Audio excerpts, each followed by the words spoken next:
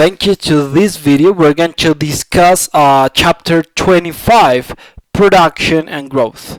Remember, this is a book of Gregory Mankiw, Principles of Economics.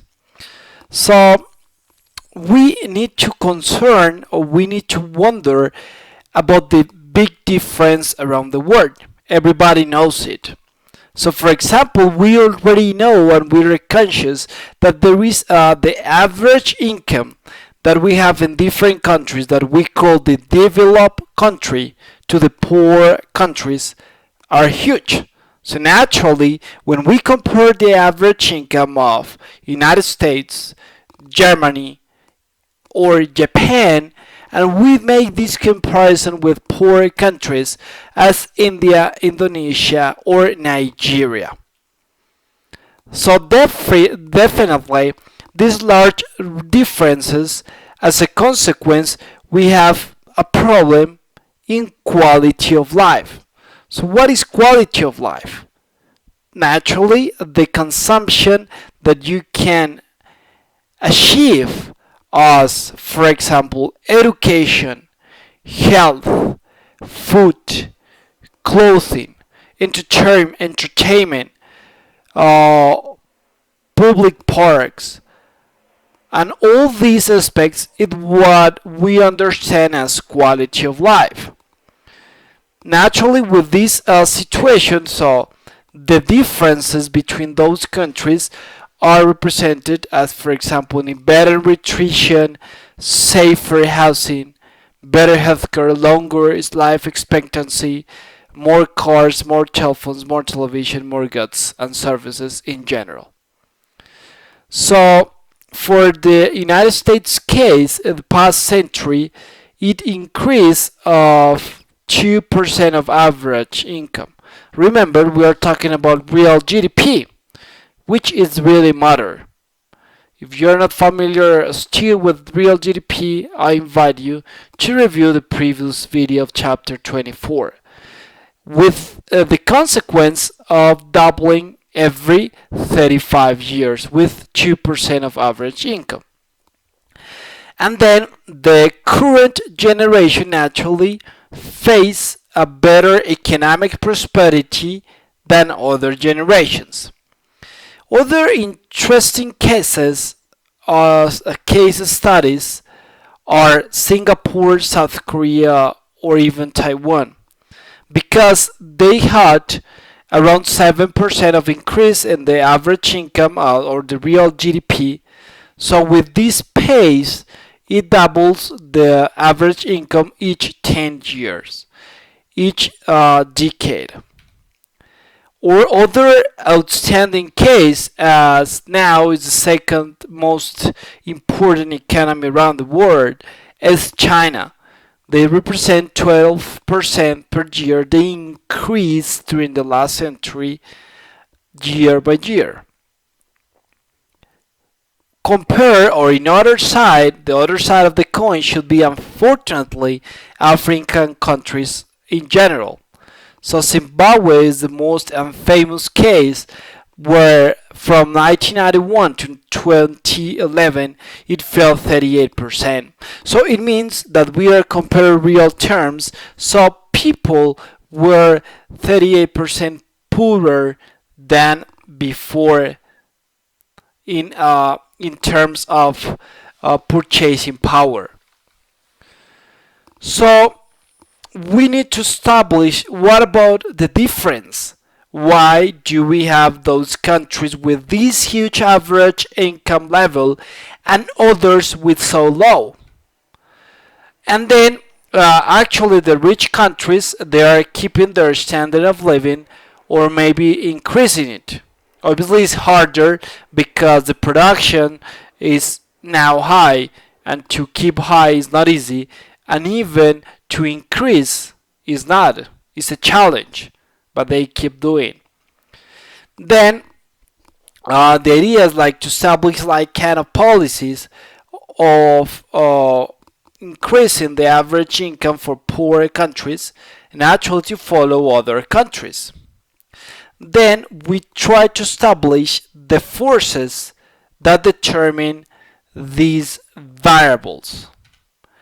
Then, in order to study best, we're going to focus on GDP in real terms. As we discussed in previous chapter, maybe there are several detractors of GDP, but at the end of the day is the best number that we have to make some real comparison between two countries.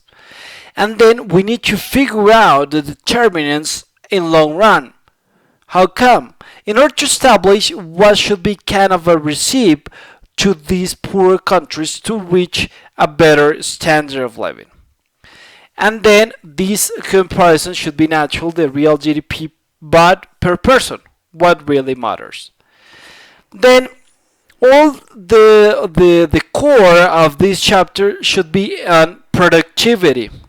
So the productivity as a definition we can understand as the amount of goods and services that are produced for each hour of a worker's time. So if one single worker produces an output faster than other worker, naturally this worker is more productive. If we are talking the same situation for a firm, so this firm should be more productive. And when we increase the question and we talk about the countries, a country that is able to produce the same quantity of goods and services in a more efficient time spending, naturally this country is more productive. So then we're going to establish this link between the productivity and some economic policies that they can provide or take you to better standard of living. So then the idea is like to start talking about the economic growth around the world. So here is an important table to summarize some interesting countries. As you have noticed, we have two different sides of the coin. From one side we have what we call the developed countries as Japan, Brazil, Germany, Canada, United States, United Kingdom.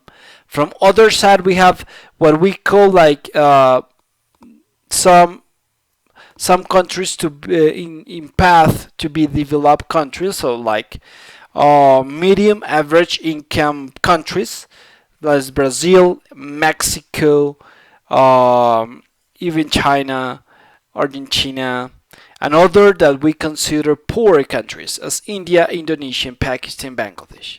So here we are measuring the real GDP is measured in 2010 dollars. So remember, this is the base year.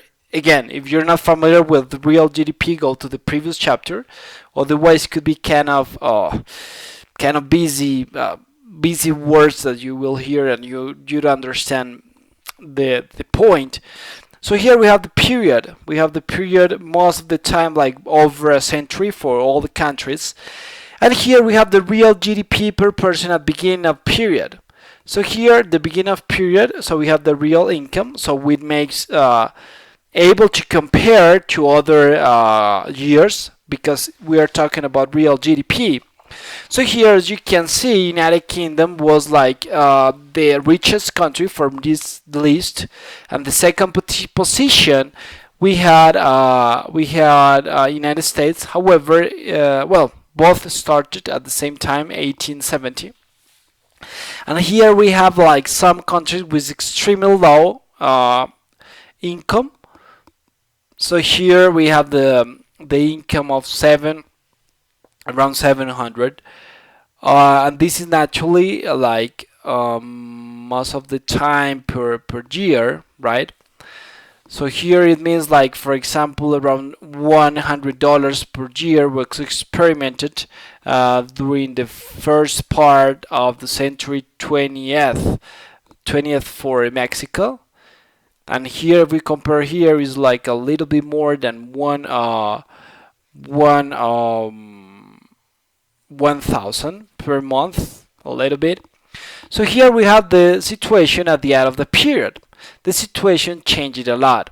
So we have an important increase for almost all countries, and maybe some differences between Japan, because it started like far behind.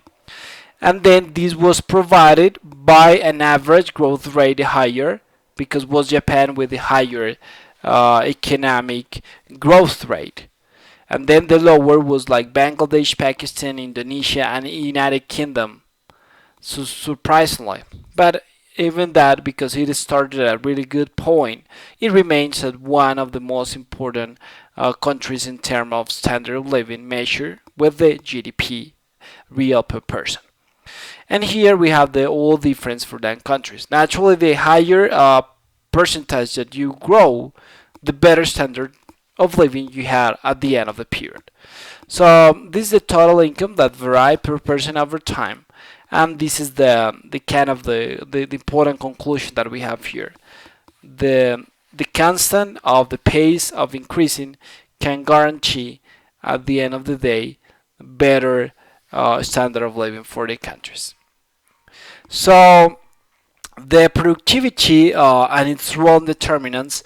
So why productivity is so important? So remember, we are going to start better standard of living for those countries measure in terms of real GDP, and the real GDP is the capacity of producing goods and services, and for this capacity of producing goods and services you need a good productivity.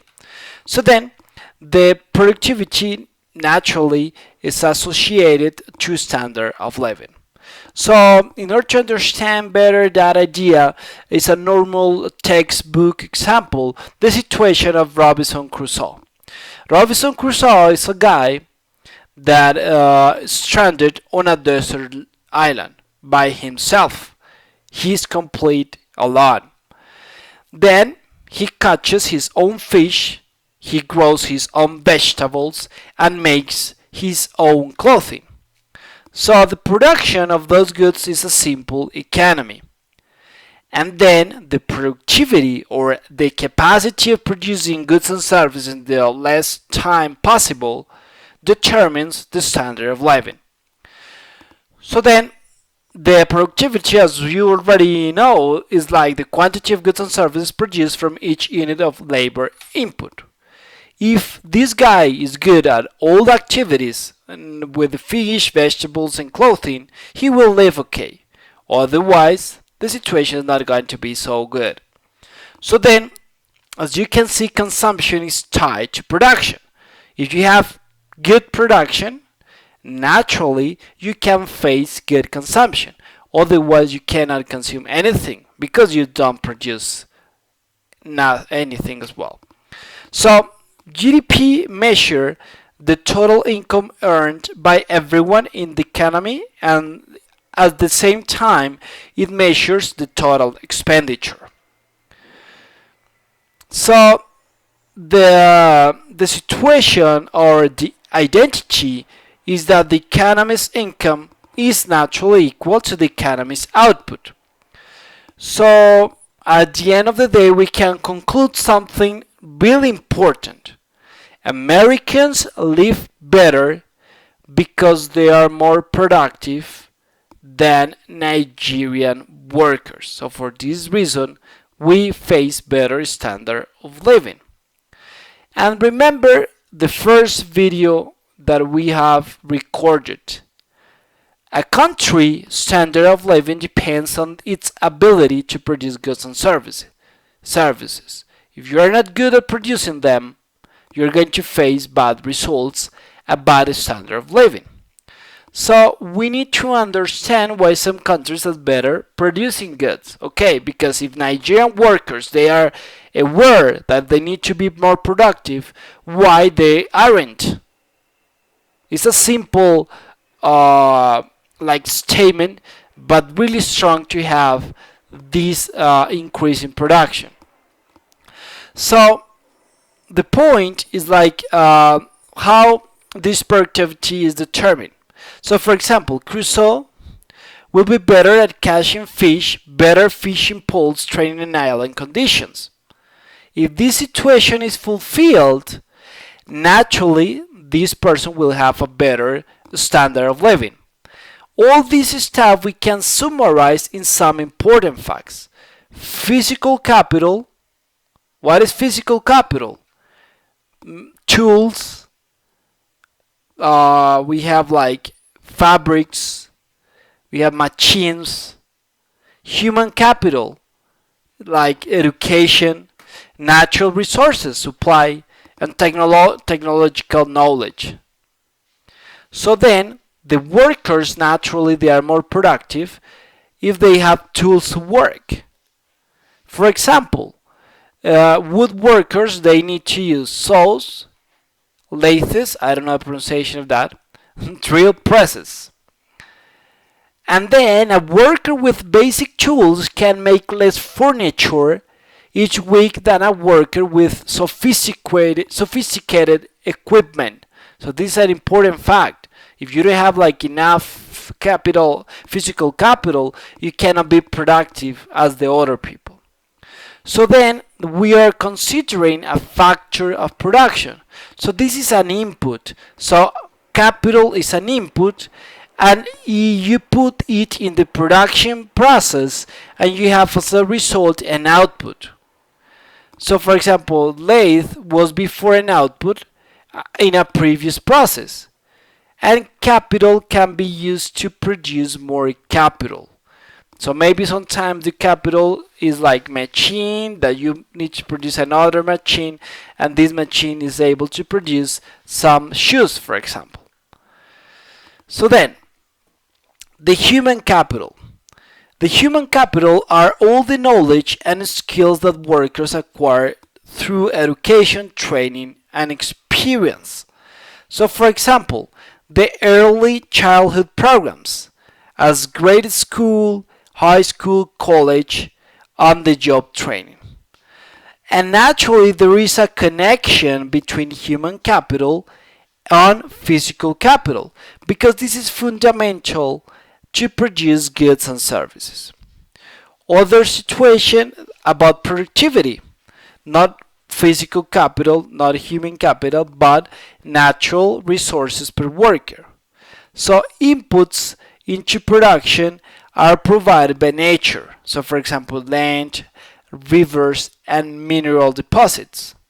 And these natural resources per worker can be split in two branches. Renewables. So trees, for example, because a seedling can be planted again, and you're going to have trees again. And others, non-renewable, as oil, because you face a limited supply. So the case of United States is important, for example, supply of agricultural lands. So you can associate with a high productivity for agriculture. Other case of Kuwait and Saudi Arabia because they have important oil reserves, and this is another important fact to have better standard of living. Other case is the case of Japan because Japan does not have important natural resources.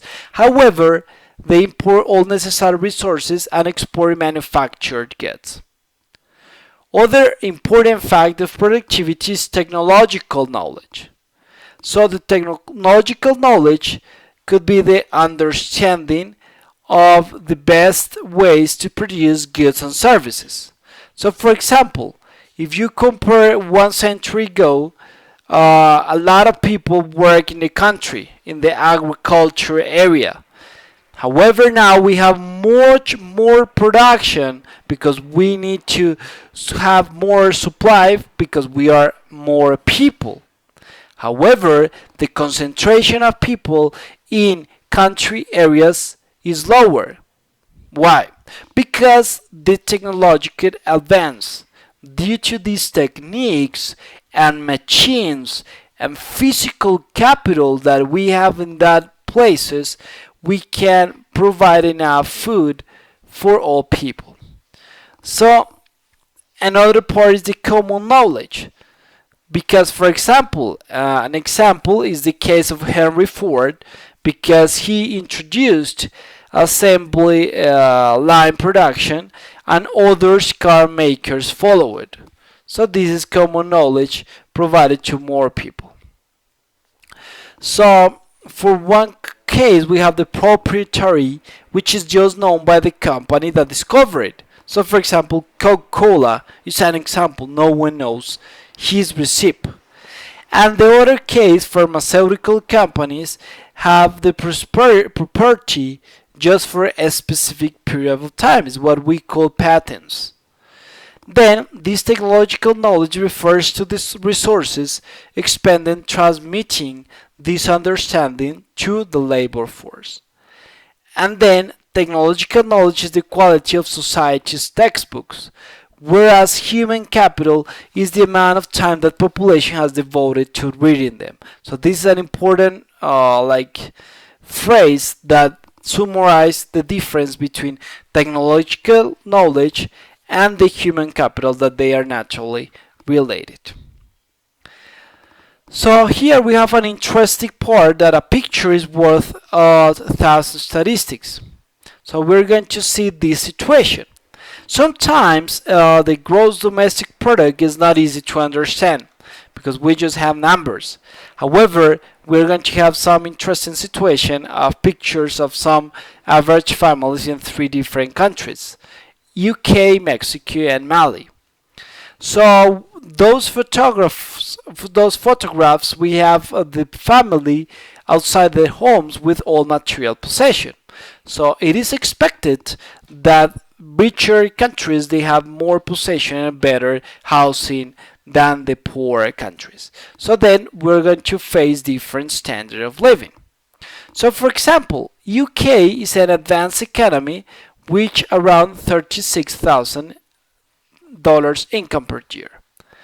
Then they face almost no population in poverty. A poverty is measured as a standard of $2 per day. And then we have 5 out of 1,000 children die before age 5. And we have like 98% or population that should be in high school, they are. Other situation in the middle is Mexico. Mexico, they face $15,000 per year, almost half of that situation. 5% live in poverty, so naturally more than UK. We have a higher rate of death for children before age 16, and 71% in high school. Other situation is in African country Mali, with just $1,000 and 3/4 lives in poverty, and we have 176 children that they die before 5, and we have around 31% in high school. So at the end of the day, this GDP represents this situation. Have a look here. Imagine what is the situation of that family. This is a UK Britain family. Naturally, this is like kind of old. I would say that 15 years old, something like that, because of the machines and devices. They are kind of old. However, they have several properties. You can see here. You can freeze the image to have a look. Then we have here the Mexican ones with 2 children more. They're happier, I guess. However, you see here the condition of the house and all here the possessions. So this is an important fact. You can freeze to have a look. And then the other part, unfortunately, situation of Mali. You can see the physical possession is kind of bad. They don't have too much. The tools, it looks like really rudimentary. And the construction of the house too. And you have you can see here a lot of children. You can freeze to have a look at that. So here is an important thing that we are going to face in different courses of economics: the production function. So the production function try to represent at the end of the day the GDP, because it describes the relationship between the quantity of inputs used in production and the quantity of output from production. So here is a function that you Probably you have seen in mathematical courses that you have here in dependent variable, here the independent variable, and this independent variable is a function that is composed of four here variables, so a natural and multivariable equation. So here y stands for the quantity of output, could be related with the GDP, could be related with expense, could be related with income, which is actually like a synonym. Here we have L, which stands for the quantity of labor, quantity of people. K, the quantity of physical capital. Then we have the H, the quantity of human capital. N, the quantity of natural resources. And this F stands for the function of those inputs. The A, it's outside because this is not a variable. This is considered as a constant, which is a kind of adjustment of technology of those inputs, because naturally you can put all the same quantities to different countries, but if you do have the same technology, the production could be quite different. And then this is important that we are talking about constant returns of scale. This is a normal like definition of production function, because it summarizes, or the idea is like, if you doubling all inputs, the output will double as well. So here is like mathematically you multiply both sides by x, but have a look here, you'll not multiply the constant, just the variables. And then here we're going to have an example. Imagine that the production function is y is equal a, which is the technology, multiplying all the inputs, labor, capital, human, and natural resources. And you multiply all by x, and then the variables by x. You just collect x, and as you can see here, x is elevated to 1. So when this is elevated to 1, it represents constant returns of scale. Again, if you double all the quantities of this, you are going to have as a result double quantity of y. Then let's going to make a trick. Everything over L, or x is equal to 1 over L. Why? Because remember, all the time we focus on real GDP but per person, which is more practical. And then we just make all the variables over L, even the left side, because we are making balance, those the same situation in both sides. So then this y over L is what is called output per worker, or GDP per worker. So then you're going to have here this L over L is naturally 1. And this situation you're going to have everything per worker. So K over L, physical capital per worker, human capital per worker, natural resources per worker. So this is really interesting, and we're going to have a look definitely afterwards to this production function.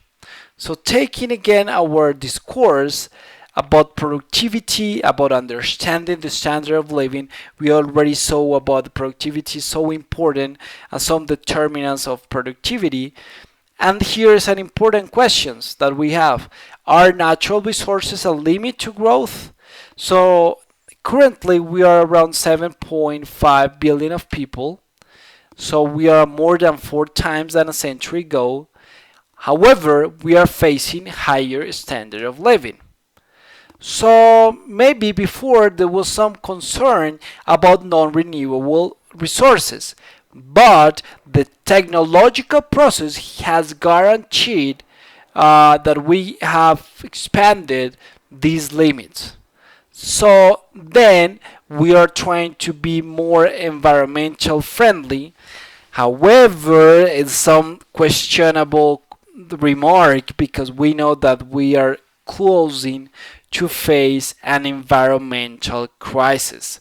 However, we have experienced better efficiency in cars with the use of oils and oils in general, and for example the use of energy for cooling on warming houses is better, and recycling is helping in some way.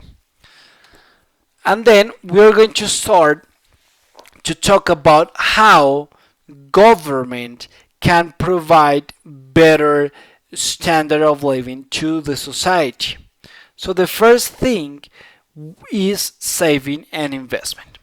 So naturally it's important to produce goods and services because it guarantees the possibility to have better standard of living. But there is a government role here to make like bigger expansion in that. So naturally society can change the capital they have. So for example, they can invest core resources instead of consume, devote them to capital accumulation. So as you know, in economics, always we are facing a trade-off. So more capital, then less resources to produce goods and services. Then the idea is like we consume less and we save more. So then this way government can define some policies that can at the end of the day encourage better standard of living. Here we're going to discuss the government situation of diminishing returns and the catch-up effect. So imagine the situation that the government is facing like higher savings.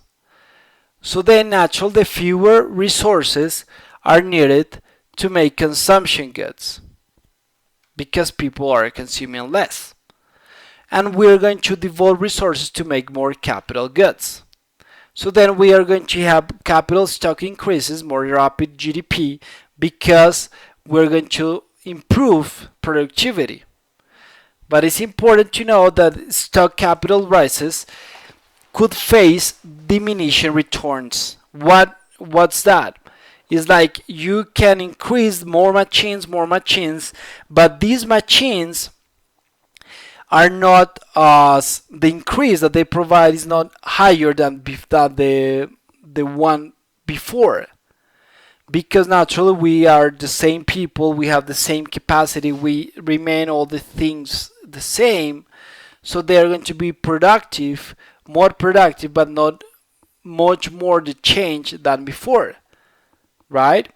So then the extra output produced from additional unit of capital falls, because workers already have capital to produce goods and services. Given them more capital can increase production but slightly.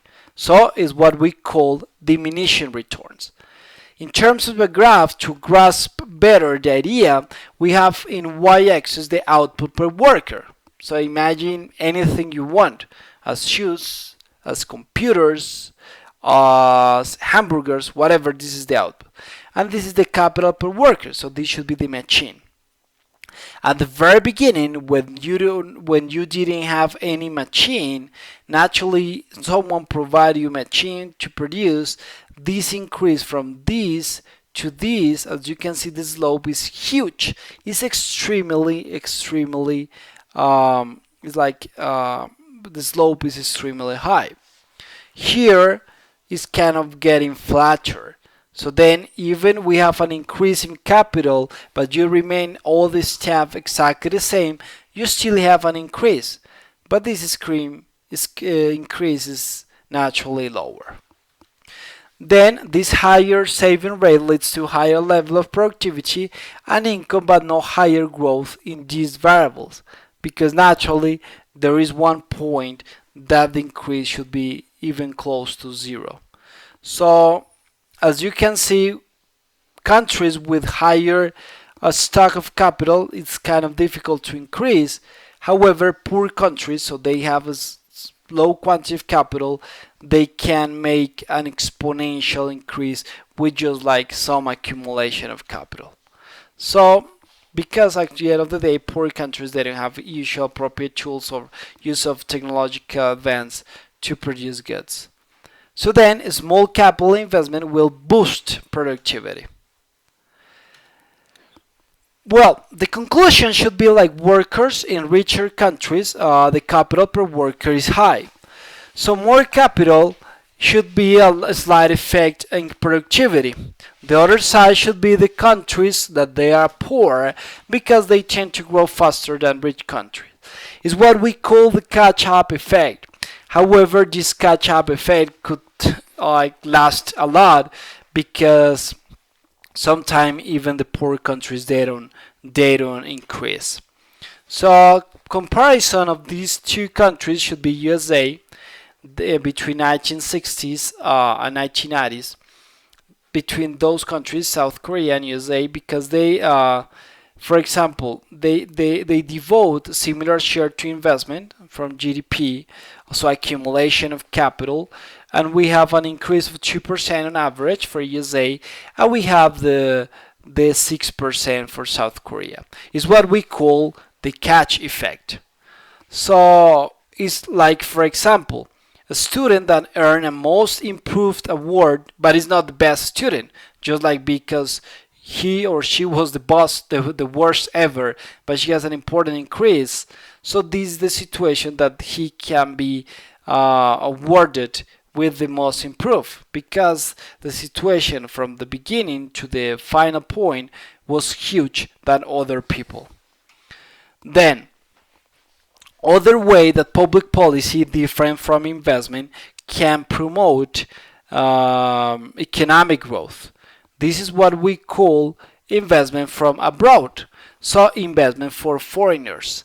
So for example, Ford Motor Company car factory in Mexico, when they established here in Mexico, naturally this spillover effect because they start to consume more goods and services in order to set up this fabric. Naturally, workers, naturally, all the salaries those workers they will consume. So this is like a spillover effect. So this is what we call foreign direct investment, when this is kind of constant. Other way of investment from abroad should be stocks of a Mexican company bought by American person. So it's what we call foreign portfolio investment. So then we are increasing stock of capital in Mexico. And remember, here is an important difference of effect part of the GNP and not GDP. Remember, the GDP is the income by residents and non-residents. However, the GNP considers the residents of a country home and abroad. So for example, now Chucky Lozano, which is a great soccer player, he is going to earn a lot of money in Napoli. It goes to the GDP of Italy, naturally, because this is the income of that guy that he's going to start to consume over there. However, these belong to the GNP of Mexico. Then, naturally, the car factory to some non-residents, and GNP increases less because some money is taken to Americans back to USA. So this is one way to grow despite of the money that is taken out. Obviously, there is an important improve in the techniques, and at the end of the day, the country can learn state-of-art technologies, and maybe one day they can produce the same goods, but with own production, for example. So some institutes that promotes this kind of activities from developed countries to poor countries are the World Bank and the Fund Monetary Internationals, because they encourage the flow of capital to poor countries. And those institutions they established after World War II. Then other part different from investment, different from investment from abroad, we have education. Education is simply investment in human capital. So then, for example, USA each year of schooling is around improve around 10% of total income. So anytime you study 1 year more, you will face a 10% income higher on average. The point is like less developed country gap in income is larger. So because we have like some specialized people and some others that they are even illiterate, so naturally there is a big gap. So for this situation, the return of studying just 1 year is kind of huge. However, there is a huge trade-off as well because they cannot study because they need to support family and they need to work. Uh, then poor countries, children need to work to support their families. But education per se is not just human capital, but we have as well an externalities. Because when one people develop an idea, develop a better product, more people will consume it, will get it, and will face a standard of living. So this is education externalities. For this reason, government can provide important subsidies to people to encourage studying, to avoid working when they are children or when they are even teenagers. But the point here is like there is a brain drain. The brain drain are all qualified workers that they unfortunately they need to go out abroad. So then this is an important fact because all people that they come from poor countries, they prefer work for developed countries because they provide better standard of living, and if they return to their home countries, they cannot get the same standard of living. Other important fact of government is health and nutrition, simply because healthier workers are more productive. And nations develop economically. For example, people get taller, right? So as you can see here, a normal example of Great Britain. So caloric intake rose by 26% and the average man rose by 3.6 inches. And South Korea, for example, with increase was kind of huge, and then it was associated naturally with economic growth. So actually, one important academic professor was Robert Fogel. Actually, he won Nobel Prize in 1993 because of his studies related with nutrition and economic conditions, economic growth associated with health and nutrition.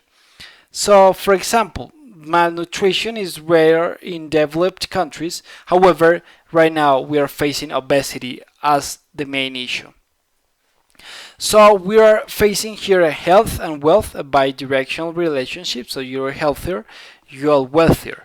However, there is sometimes a vice because if you are not healthy, naturally you cannot produce anything, so you will be poor.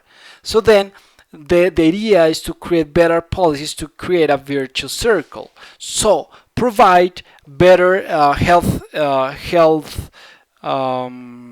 institutions, healthcare for all people. Naturally, will provide at certain point health wealth for the economy.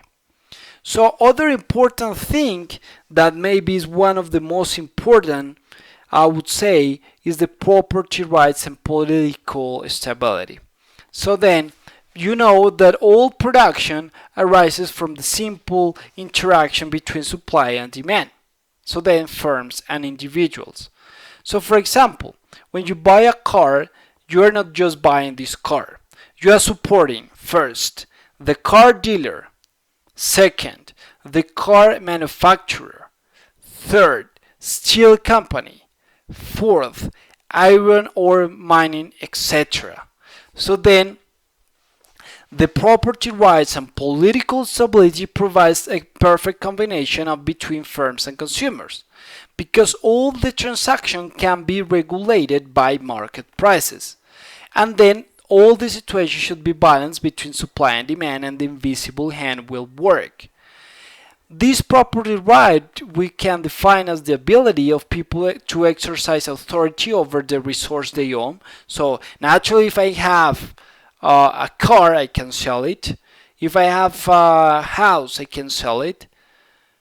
For example, if a mining company that they are in a specific place, they face insecurity because the output, for example, should be stolen, they won't produce anymore. So this market will be cleared, will be zero. So then definitely is an issue. So the courts needs to in some way discourage theft. Then definitely there is a difference, huge difference between developed countries and poor countries. Unfortunately, for example, in Mexico, I get robbed several times.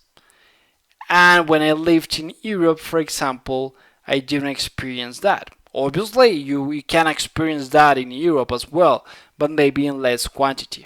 So then this is something that's really important for a country. And the corruption naturally discourages domestic saving and investment from abroad, because some firms they doubt about investing in some countries if they don't believe that the firms or the regulatory framework that this country has can provide some certainty for the investment they are going to produce. Because if it's not the case, they prefer avoid investing in those countries to work in others.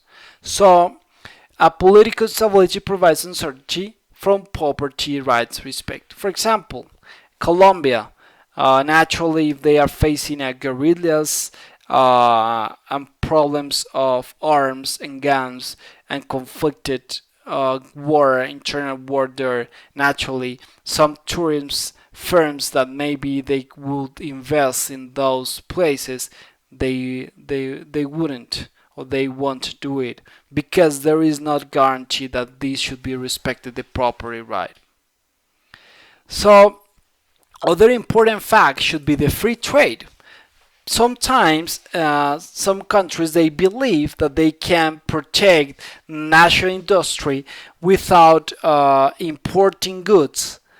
However, throughout history, this mechanism has not provided good results. So at the end of the day, the conclusion is like better to integrate economy to the world. So because international trade in goods and services can improve the economic well-being. For example, if you export wheat and import textiles, so it looks like technology for turning wheat into textiles, but you don't have the technology for textiles. So if one region restricts trade, they need to be self-sufficient in order to produce all goods. Definitely should be something bad, because sometimes you need to specialize in some specific good, as we saw in the first chapters. So then should be something really bad, and standard of living will decrease. So the trade determined by government, but also by geography.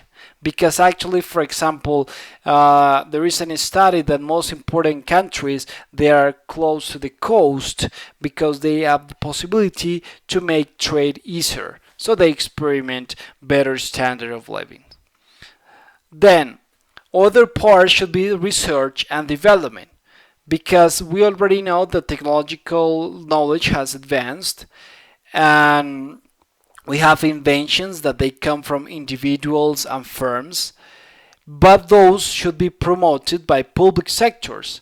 So in that way, provide subsidies, provide money to different investigations or different research places. And then afterwards, when the knowledge could be a public good, so someone invented, but maybe after a while it could be common knowledge for all people. For example, the situation of Air Force and NASA, that those programs are the most important around the world just because there is an important support from American government.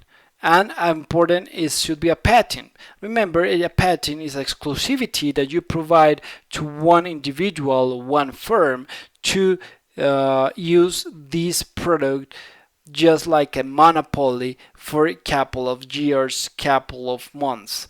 So certain quantity limited of time, because this will provide an incentive to produce goods and to experiment important profits from this invention, and afterwards when this expired, this should be used for all people.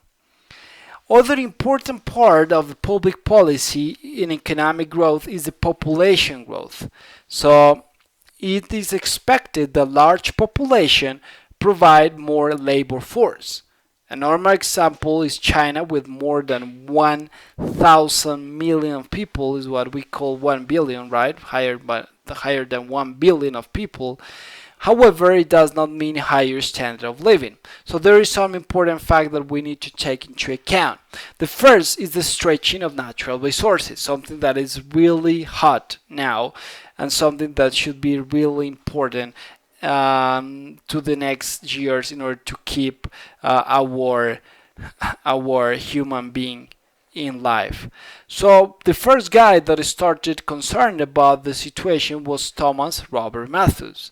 Not a guy really optimistic, more pessimistic, because he tried to predict that due to overpopulation, people will stay in poverty like all time, and any help from government will be vain, will be not important, will not significant, because give them possibility to have more children. So then actually the situation was definitely the opposite, because even the huge increase in population was a higher increase in technological advance. So then other important fact is that when you have more population, you are diluting the capital stock, because you need to split the capital stock between more people. So this should be the case. And then the high growth in poor countries can be an issue for improving standard of living. Other part of this situation of population growth and the public policy is promoting technological process. So then when we have more people, naturally it's expected to have more people, more scientists, more investors, more engineers. That's true. However, if the government doesn't invest in education, you can have bunch of people, but if you don't invest in them, you're going not to have more scientists, investors, engineers. Just the case of Hungary, for example, they don't have a huge population, however they have had like the higher Nobel Prize per capita or around the world. So okay, it's true that we have more people, but it doesn't mean that we are going to have more scientists. For example, if you are talking about China and you are talking about soccer, because of population, China should be the best team in the world. That's not true. Even it's so hard that they go to the World Cup. Different case, for example, Uruguay. Uruguay, for example, Uruguay is a country that they don't have more than 3 million people, but due to the public policy in sports and the culture of soccer, they have really good players. So then this is not a case. But actually, the idea is like Kremer provides an article that now that we are having more people, we tend to have more technological advance. And then in other interesting case, like some isolated groups and people that they have less population, as the example of Europe, that they have all concentration of people and communication between them, they have different, like a lot of significant or outstanding progress, them.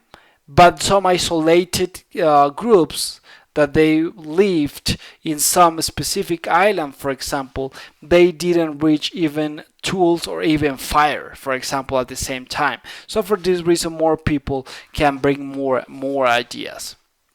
Then remember that as a conclusion, the 10 principles of economics. So the point here is ability to produce goods and services to standard of living. And we need to add definitely with sustainable practice, obviously, because otherwise we're going to go to a hole with a real GDP high, but even without breathing. So this is something that should be added here. And definitely there is not strictly receipt for the government as the role that they have to take in order to reach better standard of living. It's really subtle, otherwise all people or all countries should have a good standard of living.